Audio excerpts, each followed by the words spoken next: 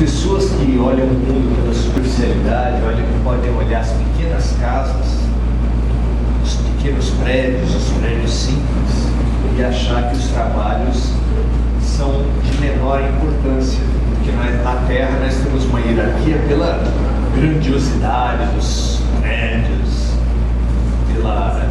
pelos brilhantes que são usados nos adornos das pessoas e dos lugares.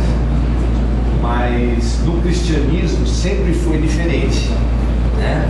Basta lembrar que em Roma, o único lugar onde os cristãos, por um certo tempo, conseguiram se reunir era nas catacumbas, que eram os cemitérios daquela época, em que as pessoas eram enterradas em cavernas, e era nesses lugares subterrâneos que as pessoas se escondiam da perseguição dos poderosos, que os cristãos se reuniam para fugir da perseguição e poder professar a sua fé, né? Então, o cristianismo, originalmente, tem muito pouco a ver com os palácios, com as catedrais, com os megatemplos, que hoje parece que são sinônimo de cristianismo. O mais radical de todos os cristãos foi o Cristo, que, segundo ele mesmo, não tinha uma pedra aonde encostar a própria cabeça. Apesar disso tudo, a gente ainda confunde hoje os dourados e os brilhantes com o cristianismo. Eu já cheguei a ver uma imagenzinha de São Francisco de Assis, conhecido como o pobrezinho da Úmbria, que é a região onde ele viveu e atuou, com uma túnica com frisos dourados na túnica dele. Nada mais inadequado, nada mais absurdo do que colocar dourado no pobrezinho da Úmbria. Mas o ser humano é isso mesmo, né? Já que é tão difícil a gente se divinizar, a gente se elevar até Deus, a gente faz o quê? Traz Deus até a gente. Como o Deus da Bíblia é um Deus irado, é um Deus dos exércitos, é um Deus que dá vitória para Israel nas guerras. Vocês já imaginaram um Deus assim? Ainda hoje tem uma coisa meio maluca, assim, jogos de futebol. Você vê jogadores, antes do início do jogo, jogadores de um lado e jogadores do outro, fazendo orações para Deus, como se Deus pudesse ser corintiano, palmeirense, santista, flamenguista, né? Ainda hoje a gente vê Deus como favorecedor de projetos pessoais, de projetos humanos. É muito comum que as pessoas avaliem religiões hoje. Puxa, essa religião que é boa, depois que eu mudei para ela, troquei de carro, consegui uma promoção no emprego, e assim é uma boa religião. Isso mostra que os valores antigos ainda prevalecem, deturpando a imagem, a mensagem de Deus e de Cristo, tentando resgatar, tentando trazer de novo quem é esse Cristo para a gente, é que nós vamos conversar hoje. Porque afinal de contas tem-se muitas dúvidas, e mesmo na época do Cristo tinha muitas dúvidas quem era ele. Tem uma passagem que ele pergunta para os discípulos: escuta, contem para mim o que falam de mim por aí, né? Já que vocês estão aí no mundo, dão as suas saidinhas, conversam com as pessoas, quem eles dizem que eu sou? Uns dizem que é um dos profetas, outros dizem que é Elias. E aí eles riram muito dessas coisas que o povo falava deles, né? E daí Jesus perguntou para eles: e vocês, o que dizem que eu sou? É fácil a gente rir da concepção dos outros, mas quando Jesus perguntou isso, deu um silêncio, porque os próprios discípulos não sabiam bem dizer quem era Jesus, o que ele estava fazendo na terra. E Pedro, nesse momento, é um momento luminoso dos evangelhos, porque Pedro, tomado de uma luz inexplicável, disse assim: tu és o Filho de Deus que havia de vir, tu és o Messias que veio salvar a humanidade. E o próprio Jesus falou assim, que ele era um bem-aventurado por ter dado aquela resposta, porque aquilo não vinha dele, mas ele tinha se aberto à luz dos céus. Por isso é que ele tinha conseguido perceber quem era Jesus. E hoje, será que a gente tem noção de quem é Jesus? Ainda hoje parece que é um líder religioso. Então parece assim, que o mundo é uma disputa entre Buda, Jesus e Maomé, por exemplo. Parece que eles estão guerreando e lutando MMA, mas dá a impressão que eles vão entrar no ringue para ver quem é o melhor. Tanto é que há guerras religiosas, e hoje os discípulos de Maomé estão definindo terríveis estratégias para matar quem? Os cristãos. Chegam a decapitar pessoas sem a menor capacidade de reação perante as câmeras. E a gente fala assim, que absurdos são os discípulos de Maomé, os muçulmanos. Só que a gente, se tiver mínima leitura histórica, o que a gente vai ver na Idade Média? Através das cruzadas. O que faziam os cristãos? Exatamente a mesma coisa, só que no sentido inverso. O líder do cristianismo naquela época prometia aos cristãos que quem morresse durante uma cruzada, que era a Guerra Santa, feita para conquistar Jerusalém, estava garantido o lugar dele no paraíso. E hoje, o que os muçulmanos são informados pelos seus líderes é exatamente a mesma coisa. Está garantido que eles vão para o paraíso se eles morrerem tentando matar cristãos. Não parece muita coincidência? Com intervalo de 400, 500 anos, a história vai se repetindo, só que em sentido contrário. E não é isso que diz a lei da reencarnação? Que com o intervalo de alguns séculos, as pessoas voltam à Terra para cumprir as mesmas histórias, a mesma novela, mas em papéis trocados. Pais vêm como filhos, filhos vêm como pais, homens vêm como mulheres, homens que oprimiram muitas mulheres durante várias vidas, eles vêm como mulheres. Ricos que se achavam muito melhores que os outros vêm como pobres. Brancos que humilharam os negros na escravatura vêm como negros. E não é punição de Deus, é apenas uma estratégia didática que Jesus utiliza, que a vida utiliza, que Deus utiliza para fazer com que a gente aprenda a amar. Porque sabe qual é o exercício básico para aprender a amar? Segundo Jesus, é que a gente faça para os outros aquilo que a gente gostaria que os outros fizessem para nós. E para a gente fazer isso, você precisa ter a capacidade de se colocar no lugar do outro. Mas como é que é isso, se colocar no lugar do outro? Como é que uma pessoa pode se colocar no lugar da outra? Através da solidariedade, através do coração e através da inteligência. Um homem, ao dar um presente, ao se relacionar com uma mulher, ele precisa fazer o exercício de o que pensa uma mulher, quais são os interesses dela. Um rico, ao se relacionar com um pobre, ele também precisa pensar isso. Como pensa, qual é a vida, que salário precisa ser pago para um pobre.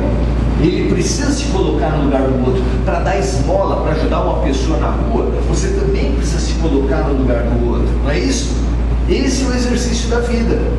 Mas todo mundo consegue fazer isso de boa vontade, de coração? Se colocar no lugar do outro? Muito pouca gente consegue. E quando a gente não consegue fazer isso pelo amor, a vida vai e coloca a gente na matéria. Quando a gente não faz por espírito, vai fazer na matéria. E o que a matéria faz? O que a lei da reencarnação faz? Coloca a gente no lugar do outro. E aí, o que é muito orgulhoso por ser rico, por ser branco, por ser homem ou por qualquer outra coisa, ele nasce na outra posição para aprender que o universo do outro, que para ele é só diferente, mas que ele julga ser superior, não é superior. Que a mulher não é superior ao homem, ou que o homem não é superior à mulher, que o rico não é superior ao pobre, que o branco não é superior ao negro, e assim por diante. Eu sempre fico imaginando o que seria para um judeu ter a certeza que na próxima encarnação ele pode nascer palestino. Vocês já imaginaram o que é isso?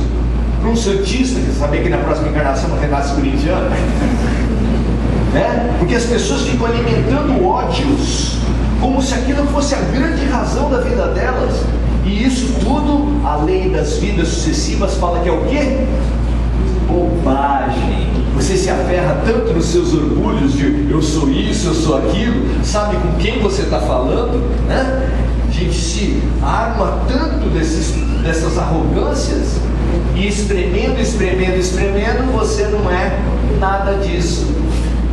Estou falando para vocês que, com base na lei das reencarnações, você que é homem não é homem, você que é mulher não é mulher, você não é branco, você não é negro, você não é classe alta, você não é classe baixa.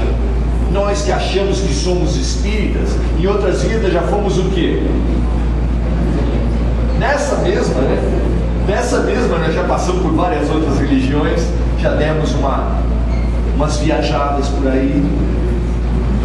Então, Jesus, para o Espiritismo, tem um significado único, completamente diferente, que vale a gente examinar.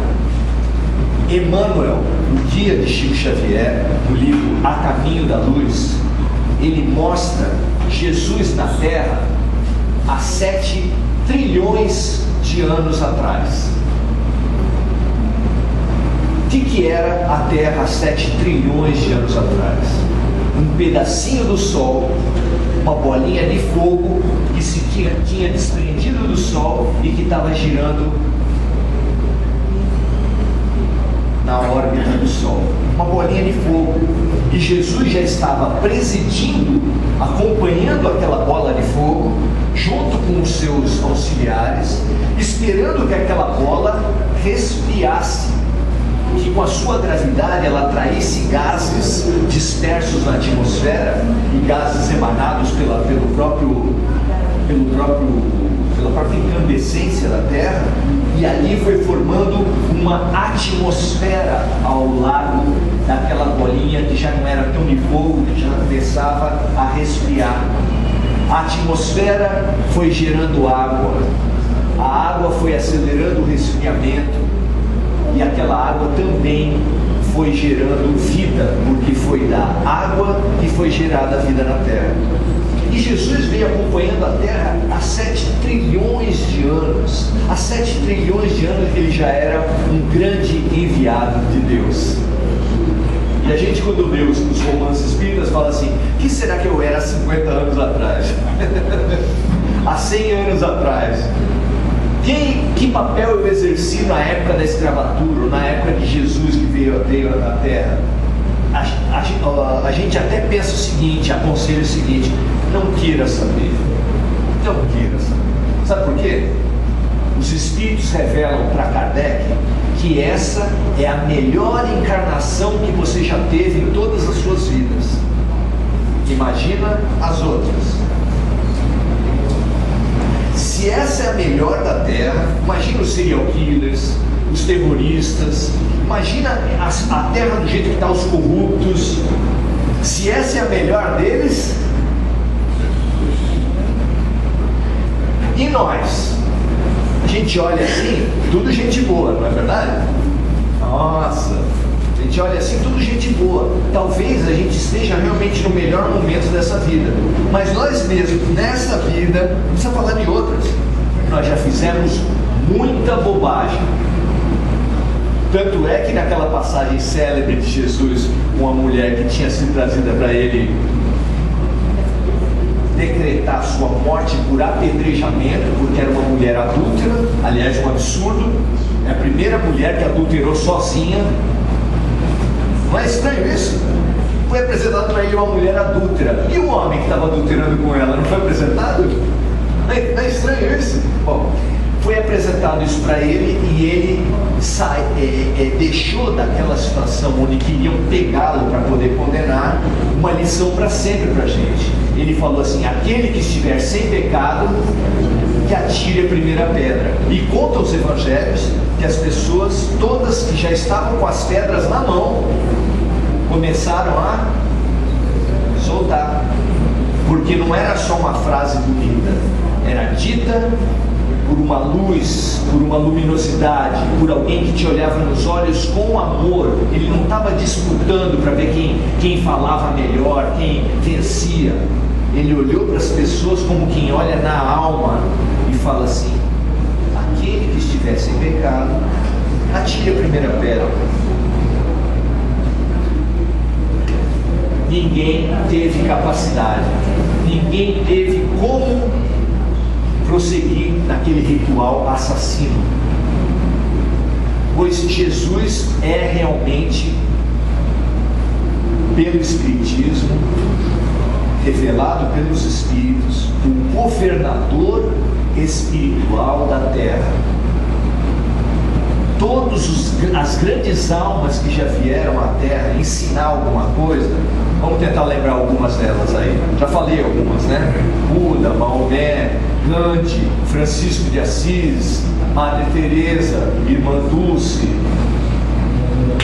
Chico Xavier, Divaldo Pereira e uma infinidade de espíritos de luz que vieram acompanhar a Terra, porque nunca ficou uma sala de aula na escola de Deus, nunca ficou uma sala de aula sem professor. Esse negócio de sala de aula sem professor é coisa dos homens. Na escola de Deus não fica. As famílias, as cidades, os países, todos têm espíritos protetores.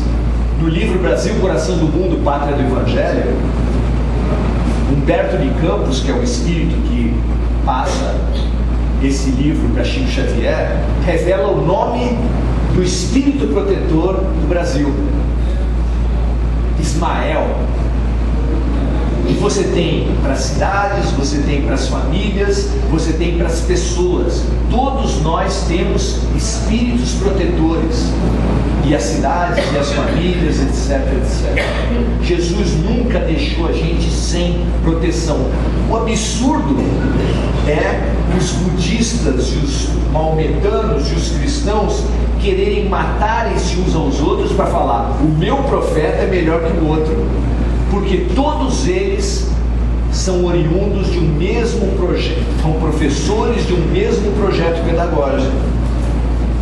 Todos professores de um mesmo projeto e os seus seguidores se matando para falar quem é o melhor. Nós, os espíritas, quando falam que Jesus é o governador da Terra, não é para falar que ele é o melhor. Ao contrário, ele tem um encargo. O encargo cá entre nós.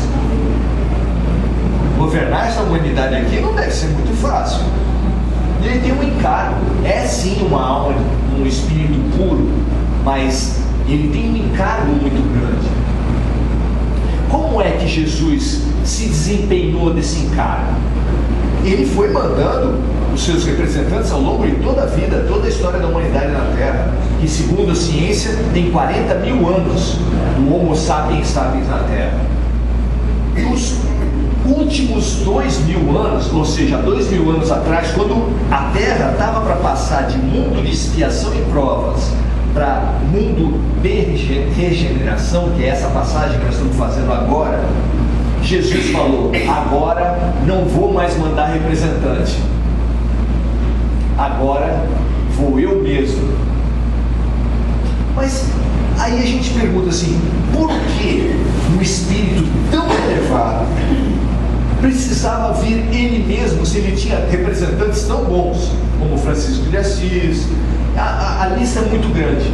A lista é muito grande. A gente só lembrou de meia dúzia por causa da limitação da gente mesmo. Mas a lista de espíritos de luz que já tiveram na Terra é enorme. Por que Jesus resolveu vir pessoalmente?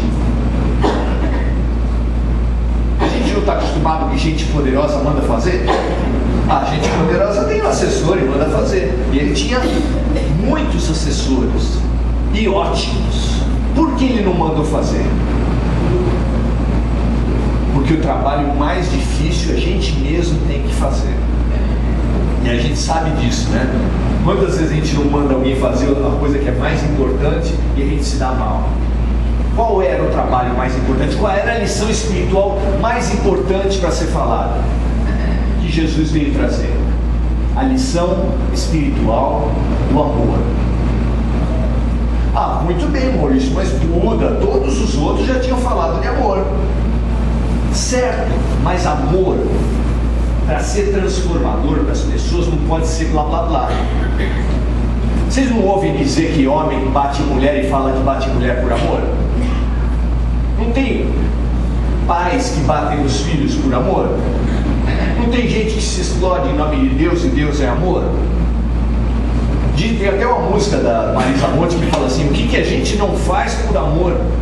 A gente acha que tudo a gente pode fazer por amor. Então, como a humanidade tentou encobrir os seus atos com esse pano do amor, a palavra, a ideia já estava muito desgastada. A ideia mais nobre do vocabulário humano já estava desgastada. Não bastava dizer, não basta falar de amor, precisa fazer, exemplificar o amor. Se um homem começa a proclamar o seu amor com uma mulher num bar, para passar aquela cantada típica, se ela é realmente experiente, ela vai esperar para ver se aquele que o cara fala se reflete nos seus atos, porque senão só falar não vai adiantar. Jesus também achava isso, só falar não vai adiantar. É preciso ações diretas de amor. E ali Jesus foi exemplar. Por exemplo, as curas de Jesus, o que elas dizem para a gente? Nós estamos num trabalho que tem como eixo central as curas, o trabalho de saúde. O que as doenças dizem para a gente? Vou pegar 3 que são tipicamente colocadas nos evangelhos. Na verdade, 3, 4. A primeira é os surdos e os cegos. Jesus curou muitos surdos e cegos. O que será que a surdez e a cegueira dizem? Que lição, que problema elas expressam? Porque o problema, a doença material, ela é expressão de uma doença espiritual. Isso é uma revelação de todos os tempos. Eu vou repetir. Toda doença física, ela é a revelação de uma doença espiritual, parecido com a fotografia de antigamente, que você tinha o papel filme, o negativo, que era depois impresso no papel de fotografia. O papel de fotografia, nessa comparação, é como se fosse o corpo humano, e o negativo é como se fosse o espírito. O espírito se expressa no corpo.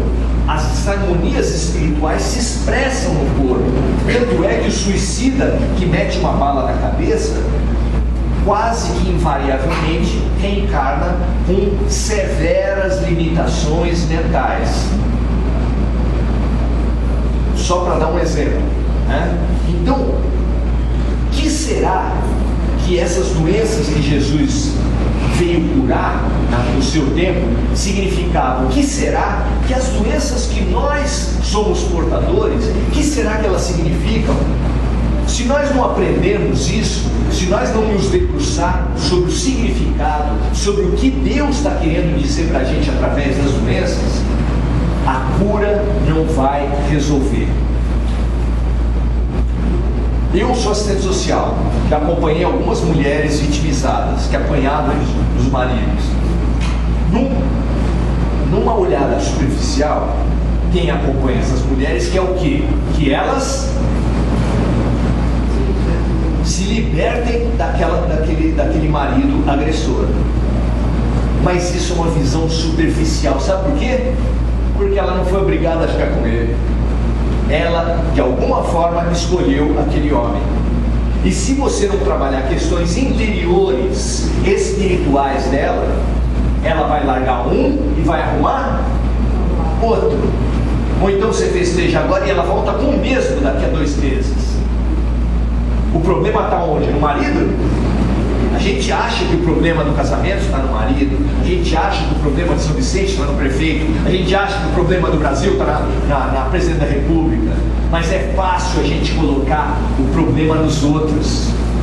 O inferno são sempre os outros, os nossos problemas são sempre os outros. Isso é muito tranquilo para a nossa alma, porque isso faz com que a gente nunca tenha responsabilidade sobre nada. O problema é sempre os outros, só que é mentira. Isso é uma prisão que nós armamos para nós mesmos. Enquanto você não assume a responsabilidade de falar, eu preciso me transformar e a minha transformação vem comigo. Nenhuma transformação de uma pessoa, da vida de ninguém, se efetiva se não tiver lastro interior, como a mulher vitimizada. Nós precisamos entender nas nossas dores, nos nossos conflitos, nos nossos inimigos, nas pessoas que nos incomodam muito. Nós temos que entender por que essa pessoa me incomoda, que ponto fraco meu ela conseguiu atingir. Qual é? Se você não perceber isso, você pode se livrar dos efeitos momentaneamente, mas eles vão voltar, parecido com o médico mesmo. Tem gente que vai em médico e quer que o médico resolva tudo com remédio. Se o médico não receita remédio, ele até troca de médico. Ah, não vou. Por quê? Porque o médico pode dar 2 tipos de tratamento. Toma uma medicação, mas olha, o senhor, a senhora vai precisar mudar o seu padrão de vida. Vai precisar mudar o que come, vai ter que parar de fumar, vai ter que parar de beber. E aí qual é a reação de muita gente? Ah, não gostei desse médico não. Por que não gostou? Porque ele falou que a pessoa tem que mudar para ter saúde. E é isso o que Deus está falando para todos nós. Você quer ter saúde? Nós não viemos aqui para isso? Vocês não querem ter saúde, não? Papai do céu, na noite de hoje, está falando para todos nós. Quem quer ter saúde física, precisa batalhar pela saúde espiritual. Porque Jesus disse, o reino dos céus está dentro de vós. É a partir da transformação interior que você vai ter harmonia exterior. Gandhi disse, faça em você mesmo aquilo que você deseja fora. Todos os profetas estão dizendo para nós a mesma coisa. E tem gente que percorre os centros espíritas para falar assim, ah não, esse centro aqui é fraco, não resolveu o meu problema. Aí vai no outro. E as pessoas ficam mudando de emprego, de cidade, de endereço, de marido, de centro espírita, e o mundo não resolve, a vida não resolve. Por que a vida não resolve? Pergunto eu. Porque ela não está querendo mexer na raiz do problema. Ela quer só saída fácil. Ela parou o Pai Nosso no pão nosso de cada dia nos dai hoje.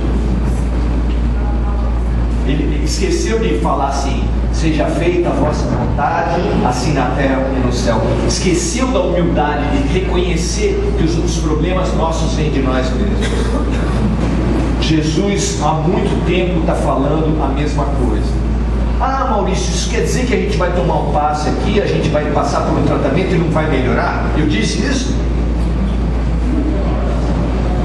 Jesus convidou a toda a humanidade, como se ele abrisse os braços como no alto do Corcovado, e disse assim para todos nós: vinde a mim, todos vós que estáis sobrecarregados, porque eu vos aliviarei. Mas aí surge a pergunta: aliviar é resolver o problema? Se Jesus não prometeu resolver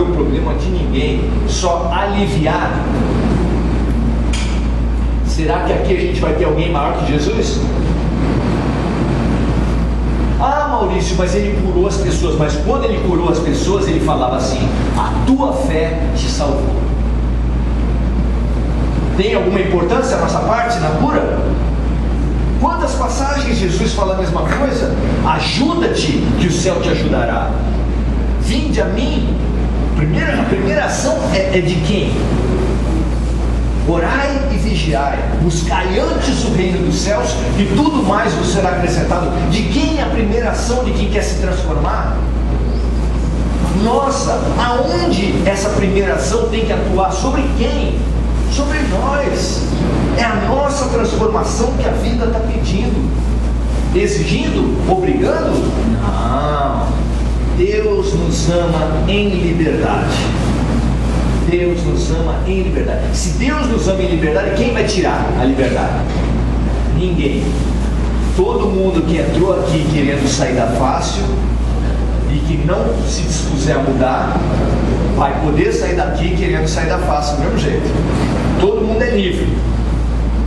Vai poder até falar mal do centro, ninguém controla isso. Ninguém controla isso.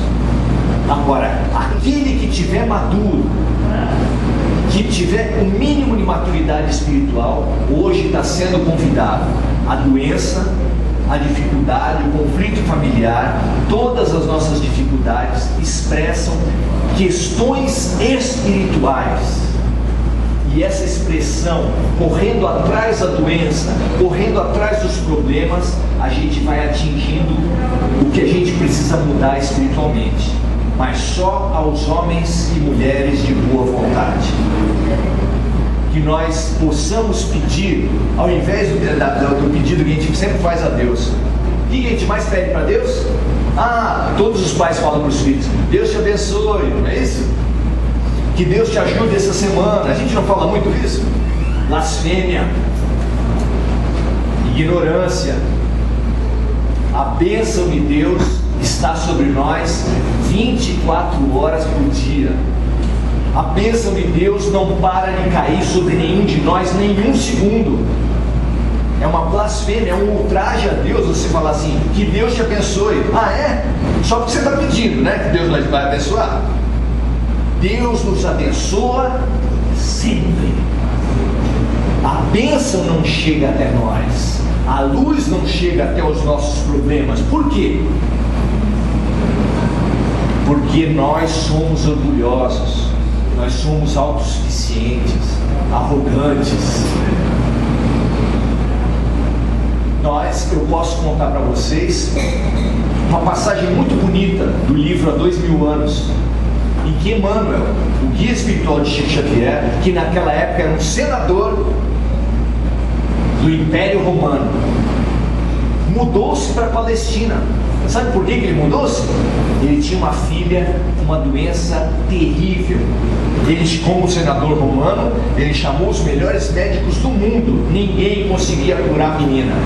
Até que, desenganada, o médico falou assim: por que você não muda de áreas? Lá na Palestina tem áreas muito bons. E ele resolveu fazer aquilo porque ele amava muito a filha dele. Foi para a cidade de Cafarnaum. E lá a filha dele inicialmente melhorou, mas depois foi piorando, e os médicos já falaram para ele: faça as suas despedidas da sua filha. E nesse momento terrível para o senador Públio Lentulus, orgulho do Império Romano, ele falou assim: filha, peça qualquer coisa. Peça qualquer coisa, eu já fiz de tudo, mas peça qualquer coisa que eu te dou. E a menina, balbuciante, com a voz fininha, falou assim: pai, eu quero o Rabi da Galileia. Que ela tinha ouvido através das empregadas da casa. E que os romanos tinham um orgulho muito grande para falar assim: esse povo, esses judeus são ignorantes, ficam seguindo um mendigo, porque Jesus não tinha onde encostar a cabeça, ele era o quê? Um mendigo. E aí o senador orgulhoso ficou numa sinuca de bico. Se ele atendesse a filha e fosse fazer um contato com Jesus, no meio daquele povaréu, ia ficar mal para ele. Senador da República, senador do Império, indo falar com o mendigo. Ele falou: isso eu não posso fazer, mas não posso deixar de atender minha filha. Então eu vou fazer o seguinte: na cabeça dele ele achou uma saída. Eu vou até o lugar onde Jesus sempre está, mas num horário onde ele não está.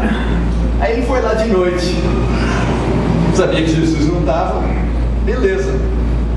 Ficou ali debaixo da árvore onde ele sempre pregava no final da tarde. E para não dar muito na vista, não ser muito feio com a filha dele, ele ficou ali um tempo. Só que quando ele sentou debaixo da árvore, aconteceu alguma coisa que Emmanuel até hoje não sabe o que é.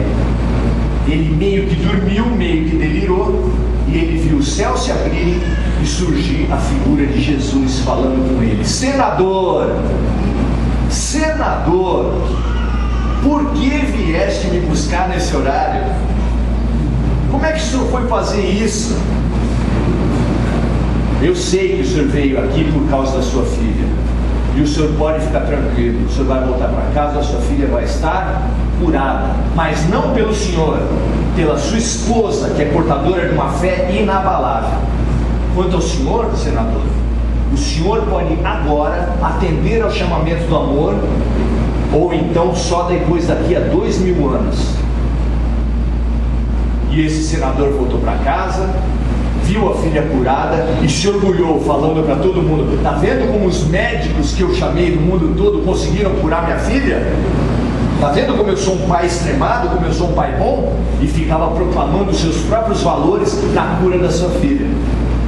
E o senador Públio Lentulus só pôde retomar o chamamento do amor na figura de Emmanuel, fazendo um trabalho maravilhoso junto com Chico Xavier de evangelização, reevangelização do Brasil.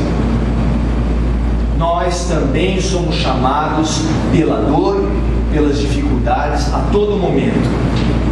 E o nosso orgulho é que vai definir se nós vamos aproveitar essa oportunidade ou se nós vamos desperdiçar e jogar a chance da transformação interior para daqui a 500, 1000 ou só daqui a 2000 anos. A escolha é nossa. Obrigado, gente.